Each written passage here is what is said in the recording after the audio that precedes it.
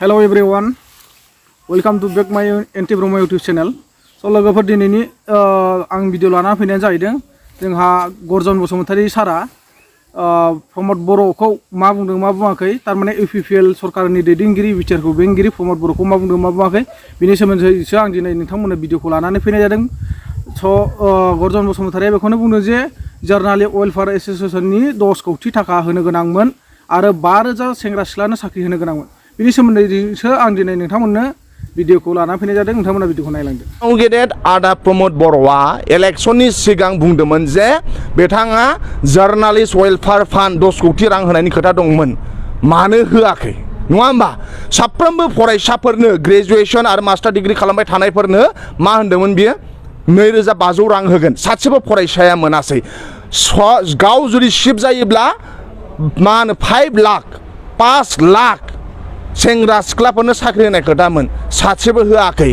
आरो बिथाङा बुंदोंमोन हारिमुआव जाय जोंनो कन्ट्रिबिउसन होलांबाय जोंनि हारिमुनो बै गेदेमा बे जाहैबाय अस्ताद कामिनी कुमारानो जा बा जोंनि नीलेश्वर ब्रह्ममोनहानो जा बिथांमोननि गेदेमानि मा होनो मुर्ति स्टेचु लुनायनि खोथा दंमोन, सासेबो लुआखै। इभेन जों जायखौ बड'फा होनबाय थायो बड'फानि स्टेचुखौनो दिनैसिमबो बे लुआखै। सुजित नार्जारिनि दिनै स्टेचु बे लुआखै नङा होमबा? बै हारिमु जायफोरा जोंनि लाइमोनफोर इयुथफोर हारिमुखौ मोजां मोनो बिथाङा मा होनदोंमोन जोंनि हारिमुआ थांना थानायनि थाखाय फिल्म इन्डास्ट्रिनि थाखाय मोनफ्रोमबो समस्थियाव सिनेमा हल लुनायनि खोथा दंमोन, दिनै गंबेसे लुनो हाखो? बोसोरथामनि बारा जाबाय बिनि सरकार फैनाया नङा होमबा? सुजित नार्जारिनि नामाव अडिट'रियाम मोनफ्रोमबो समस्थियाव लुनाय खोथा दंमोन, दिनै मोनसेबो लुआसै। माने मा प्रमद बर'आ फोसावनायाव बिराद मोजां, मोनसेबो बे मावफुङा। ओंखायनो बे मावफुंनि मानसिजों सोर थानो? ओंखायनो दिनै लाइमोनफोरा हाग्रामा महिलारि सारखौ फोथायो। आरो आं नोंथांमोननि चेनेलनि गेजेरजों खावलायनो लुगैयो जाय लाइमोनफोरा सोरहाबा जुदि बंस'आवनो एमएलए मन्त्रि गैया, बे लाइमोनफोरा जुदि समाजनि खामानि मावनो लुबैयो, समाजनि डेभेलपमेन्ट खामानि मावनो लुबैयो, जाथिनि खामानि मावनो लुबैयो, ओनसोलनि डेभेलपमेन्टनि बा जोंनि फरायसाफोरनि खामानि मावनो लुबैयोबा जोंनि बिपिएफ दोलोआव फै। जों नों आं आखाइ हमलायलायनानै हाग्रामा महिलारि सारनि साननाय हनायखौ मोनफ्रोमबो गामियाव लांगोन। स' नोंथांमोना भिडिअखौ नुबाय आरो खोनाबाय जोंहा गर्जन सारा मा बुंदों मा बुङाखै। प्रमद बर' सारा थारमाने गाव चिफ मिनिस्टार जानो मोनैनि सिगाङाव जिथुनाखि रायजो राजाखौ रेलि खालामनानै बा ज' लाथिंनानै मिथिं दावथिं खालामनायनि समाव बुंना लादोंमोन थारमाने जार्नालिस्ट वेलफेयार एसोसिएशननि 10 कोटी थाखाखौ बाजेट खालामना होनायनि खोथा बुंदोंमोन। आरो बेजों लोगोसे मा बुंदोंमोन बिथाङा बोसोरसेयाव थारमाने 1 इयाराव 5,000 सेंग्रा सिख्लानो साख्रि होनायनि खोथा बुंदोंमोन। नाथाय बेफोर साख्रिया बोरो दिनैसिम माथो जेबो नुनोनो मोना, बहा थांखो? बेखायनो गासिबो बेनो जे देरहानानै थांनायनि उनाव लंखायाव मोनहैबा राबन जायो होननाया बे बाथ्रायानो। भिडिअखौ आं बारा गोलाव खालामलांनो सानाखै नोंथांमोना आरो दिनैनि बे जाखिनि आं अननायनि गेजेरजों नोंथांमोनखौ दिन्थिनो होननानै एसेबाबो भिडिअ लाना फैदों, बेखौनो नायदो जि हायो। आं नोंथांमोननि सिगाङाव बारा गोलावखौ बुंलांनो सानला बा बारा गोलाव खालामनो साना। नोंथांमोना भिडिअखौ नायनानै माबोरै मोनो नोंथांमोना कमेन्ट्सआव बुंहर अननानै। आरो सोरबाफोरा चेनेलाव गोदानै फैदोंब्ला अननानै चेनेलखौ साबस्क्राइब खालामना होदो आरो लोगोसे बेलनि आइकनखौबो थुनानै हो। बेजों लोगोसे हायोब्ला अननानै मोनफा मोनफा आंनि भिडिअखौ शेयार खालामना हो प्लिज। स' दानिया बिनि उनाव जोंहा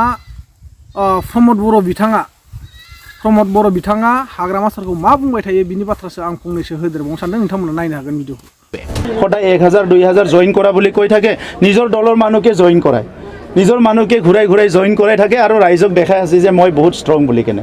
হাগ্ৰামা মহিলাৰীৰ অহা পাৰ্লিয়ামেণ্ট ইলেকশ্যনতে টাৰ্গেট, তেখেতে 2টা সমষ্টিতে খেলক, 2টা সমষ্টিতে হাৰিব। ইয়াৰ পিছত আৰু তেখেতৰ দোকান আৰু চিৰদিনৰ কাৰণে বন্ধ হৈ যাব।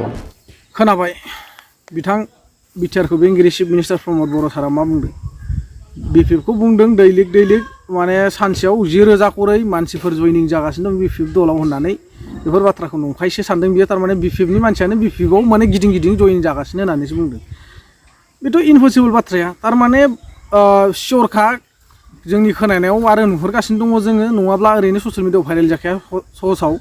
मानो होनोब्ला इउपिपिएलनिफ्राय बिपिएफआव जब दान जाहैनाया गोबाङानो जाखादों। आच्चा बेफोरो नंगौ नङा एथ'ग्राब बुंनांगौ जाहा गोनांथि गैया।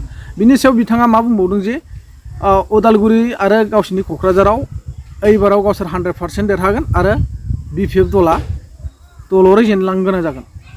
दा जेननो गोनाङा बेसो जे सोर जागोन बेखौ रायजो राजायासो मिथिगौ। नोंथांमोना बेयाव बे बुंलाय आं देरहागोन सोरबाया बुंगोन आं देरहागोन बेफोरबायदि बुंलायबाय थाबाथ' जानाय नङा बेखायनो जायफोर बिथांमोनहा बा जायफोर दैदेनगिरिफ्रा पाब्लिकनि मोजां खामानि मावगोन बेसो देरहालांगोन बेखौ हले गोसोआव ला जेब्लायबो दाथ' बुंगासिनो दङ हाग्रामाया बुंदों 110 देरहागोन देग्लायनि इलेक्सनाव आरो नै प्रमदआबो बुंगासिनो दङ जेन'बा बेराफारसे जोङो 100आव 110 देरहागोन थ' सानैबो 100आव 110 बेबो 100आव 110 देरहाबाय थायोबा बोरै जागोन गासिबो समानसो जागोन बै समाव आरो गोदान जाफिननो गोनां जागोन अब्ला नोंसोर सानैजों सैमा बायदि अरलायबाय थानोसै पाब्लिकनोल' नोंसोर मिडियायाव देखायबाय थानोसै बेखायनो बेखौनो सिद्दा खालाम जे नोंथांमोनहा हायोब्ला सानैजों ज' जानानै भटखौ होआब्लाबो जायो आंनि मथे उइनाराव ओरैनो देरहालांखायो नोंसोरो ओरैनो देरहालाङो सानैजों बिदा फंबाय बायदि आरामसो जादो ओरैनो देरहाखाबाय बिनि गेजेराव रायजो राजायाबो खौसे जाजोबगोन नोंथांमोनहा